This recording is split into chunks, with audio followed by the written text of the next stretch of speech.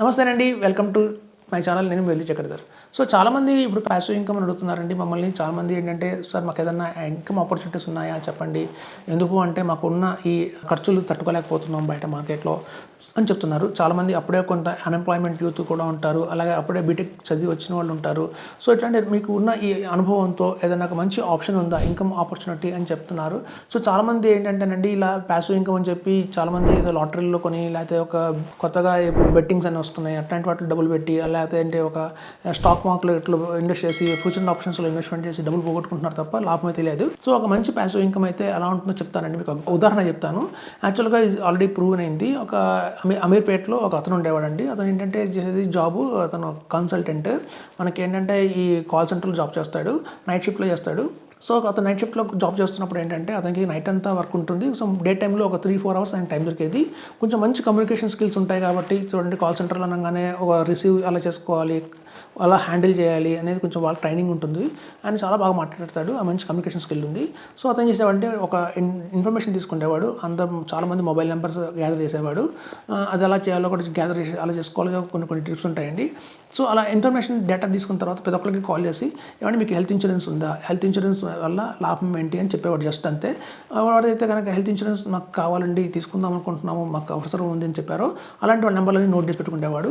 So note చేసుకుని పెట్టుకునేవాళ్ళు అక్కడ ఆ ఇన్ఫర్మేషన్ అన్ని ఒక ఇన్సూరెన్స్ అడ్వైజర్స్కి ఇచ్చేవాడు. పర్ లీడ్కి 2000 రూపీస్ ఛార్జ్ చేసేవాడు. సో అలా కనుక ఆ ఇన్సూరెన్స్ అడ్వైజర్లు అతను ఫర్దర్గా సంప్రదించి అతనికి కావాల్సిన పాలసీ డిజైన్ చేసి మొత్తం క్లోజ్ అయిన తర్వాత ఒక పాలసీకి అతనికి 2000 ఇచ్చేవాళ్ళు.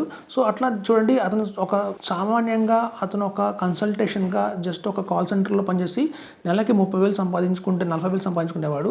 ఇలా పార్ట్ టైమ్గా 2-3 గంటలకు పనిచేసి మాత్రమే నెలకి 70,000 సంపాదించేవాడు. సో ఇట్లా అండి ఒక లీడ్ జనరేషన్ ప్రోగ్రామ్ చేసుకుంటారు చాలామంది.